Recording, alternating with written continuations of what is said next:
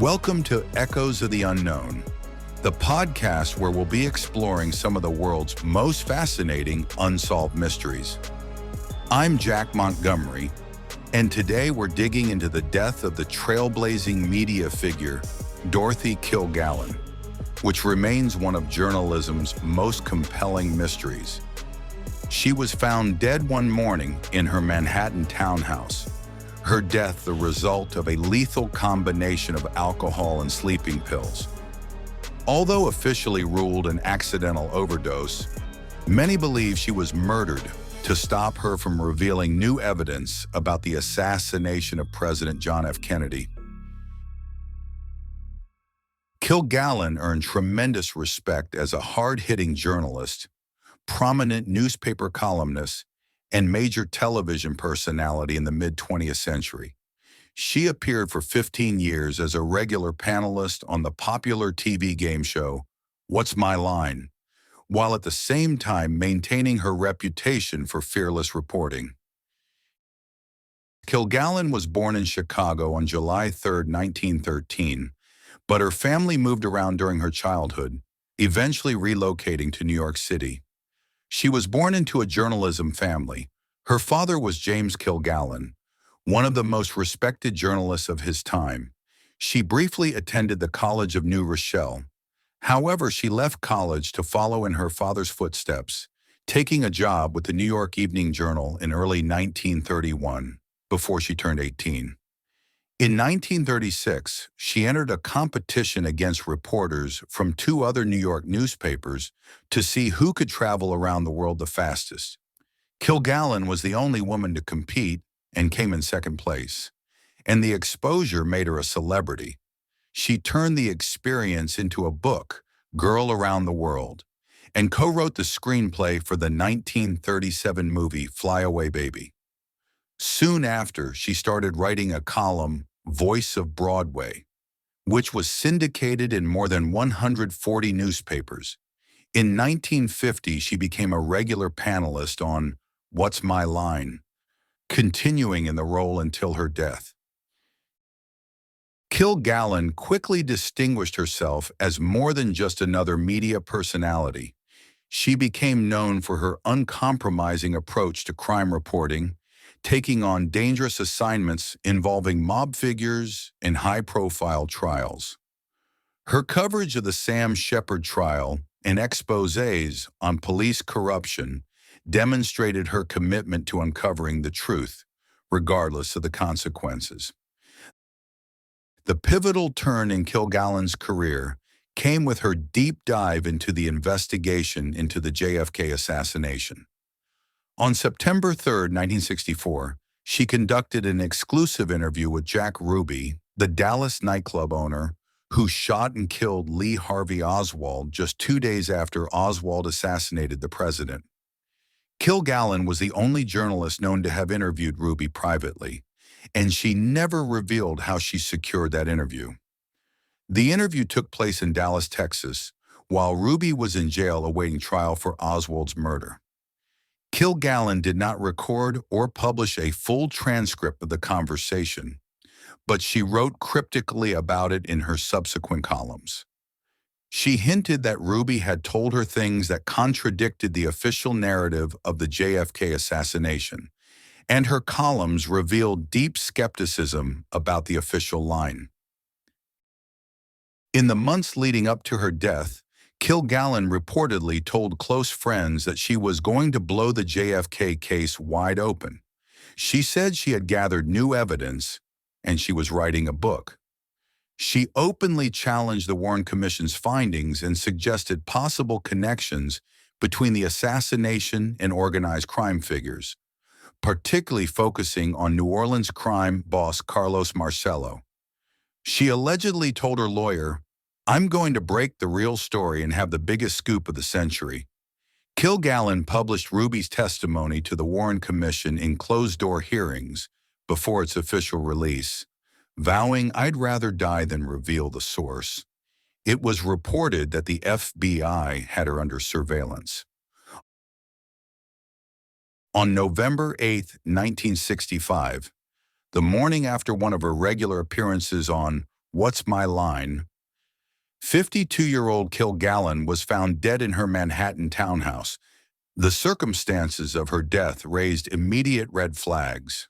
Her lifeless body was discovered by her maid Marguerite at approximately 8 a.m. She had checked on Kilgallen after she failed to come down for breakfast as usual. The maid found her body in a third-floor guest bedroom, not in her master bedroom. This puzzled many who knew her, since her friends and family stated that she never used that particular guest room. Some believe it suggests her body may have been moved post-mortem, or that circumstances around her death were staged, though no official evidence has ever proven foul play. Kilgallen was found sitting upright in bed, wearing a blue bathrobe over a matching blue nightgown. Her hair was neatly styled, and she was wearing the same makeup, false eyelashes, and floral hair accessory from the night before on TV. Some thought that was unusual for someone who had been preparing to go to bed, suggesting she was dressed after death. A glass of wine found nearby contained no fingerprints. Lying beside her was a book she had already finished, a detail that raised suspicions among some who thought the scene may have been staged. Her husband of 25 years, actor, producer, and radio personality Richard Calmer, told police she had arrived home about 11:30 p.m. the night before, and she was feeling chipper. The official investigation into Kilgallen's death was perfunctory at best and has long been criticized as inadequate. The New York Police Department responded to her townhouse soon after she was found dead. Detectives from the local precinct briefly examined the scene, but no thorough or forensic-level investigation appears to have been conducted. The scene was not thoroughly processed like a potential crime scene, possibly due to her high profile and early assumptions of an accidental overdose. No police photographs of the scene were released, or possibly even taken. No interviews with household staff or her associates were made public. Dr. James Luke, an assistant medical examiner, performed the autopsy on her body, although no autopsy was performed by an independent pathologist. His report listed the cause of death as acute ethanol and barbiturate intoxication. In other words, a mix of alcohol and sleeping pills. The manner of death was ruled accidental, though the report left some ambiguity. Toxicologists reported finding up to 15 to 20 seconal capsule in her system, much more than her standard dosage. Some allege that the mix was too potent to be accidental, raising questions about how it entered her system. No toxicological analysis of the timing of ingestion was made public. She had no known history of depression or addiction, and no suicide note was found. With the official ruling that Kilgallen's death was accidental, her body was quickly buried, effectively closing the case before many questions could be answered. Compounding the mystery was the disappearance of Kilgallen's extensive files related to her investigation into the JFK assassination, including notes from her exclusive interview with Jack Ruby. According to multiple accounts, she kept a thick dossier of research on the JFK killing in her home. Prior to her death, Kilgallen had confided in her hairdresser, Mark Sinclair, saying, "If the wrong people knew what I know about the JFK assassination, it would cost me my life." Sinclair searched her home thoroughly after she died, but the files, which he had guarded so carefully, had vanished. Some believe they may have been seized by the police. The JFK files remain missing to this day. Florence Smith was Kilgallen's longtime friend, and she handled many of her personal and professional affairs. She reportedly had access to Kilgallen's notes and files on the JFK assassination and her secret interview with Ruby, and some claim she was helping to organize those materials for a book or article before Kilgallen died. In a strange coincidence of timing, Smith died just 2 days after Kilgallen, and little is known publicly about the exact circumstances. Unlike Kilgallen's death, which was at least subject to a partial toxicology report, Smith's death drew far less official scrutiny, and no autopsy was performed. Some believe she may have been silenced to prevent further leaks of information Kilgallen was uncovering, and her death was part of a cover-up. While Smith's official cause of death was reportedly listed as a cerebral hemorrhage, or in some accounts, natural causes, some doubt the official story and suspect poisoning. However, no conclusive public evidence has emerged to prove foul play. Kilgallen was one of the few journalists openly questioning the official version of JFK's assassination, and some theories suggest she may have been murdered by parties with a vested interest in keeping Ruby silent or preventing new evidence from surfacing. So who might have wanted her dead? One theory points directly at the mafia. Kilgallen had been investigating Carlos Marcello, the New Orleans crime boss believed to have had a hand in JFK's murder. He certainly had ample motives. The Kennedy administration had cracked down hard on organized crime, and JFK's brother, Robert F. Kennedy, then Attorney General, had made Marcello a personal target.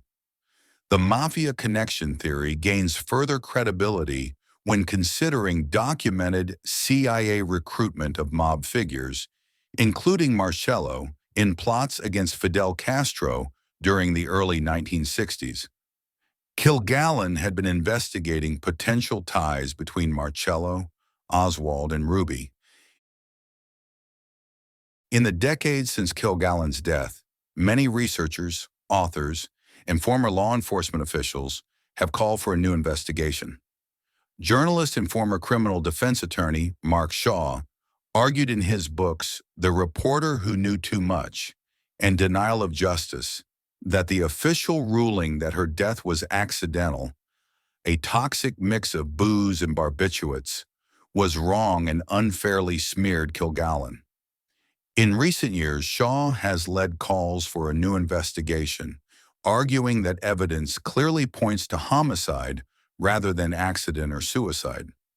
Several former NYPD detectives have even questioned the case, saying the evidence just doesn't add up, and noting numerous inconsistencies in the original police investigation. In 2017, at Shaw's urging, then Manhattan District Attorney Cyrus Vance Jr. briefly opened a cold case on Kilgallen. However, he dropped it 8 months later, saying no evidence was found that she was murdered. However, according to sources, his office failed to interview still living witnesses. DA officials have refused to discuss any other findings. 7 years later, on January 31, 2024, New York City Councilman Robert Holden formally requested that the NYPD and the Manhattan DA's cold case unit reopen the Kilgallen case, sending a letter to then District Attorney Alvin Bragg, urging them to take another look. Her death left a cloud of suspicion and unanswered questions that have persisted for nearly 6 decades, Holden told the New York Post. But despite receiving assurances, no significant investigation followed, and officials ultimately decided not to reopen the case. Without explaining the decision, a police spokesman confirmed the NYPD, along with the Manhattan District Attorney's Office, declined to reopen the investigation. Kilgallen was a rare voice, courageous, curious, and unwilling to be controlled. Whether she died by accidental overdose, by suicide, or was murdered to prevent her from revealing explosive truths, we may never know for sure, but her story stands as a cautionary tale, a symbol of what can happen when a journalist gets too close to a dangerous secret. Her legacy serves as both a testament to courageous journalism and a reminder of the potential costs of pursuing truth in the face of powerful opposition. Dorothy Kilgallen once wrote, Justice is a big rug. When you pull it out from under one man, a lot of others fall too. Maybe she was right. And maybe someone made sure she would not get the chance to pull that rug. Thank you for listening to today's episode of Echoes of the Unknown. If you have any ideas about what happened to Dorothy Kilgallen, we'd love to hear from you. Reach out to us on social media or email us at echoesunknownpod@gmail.com.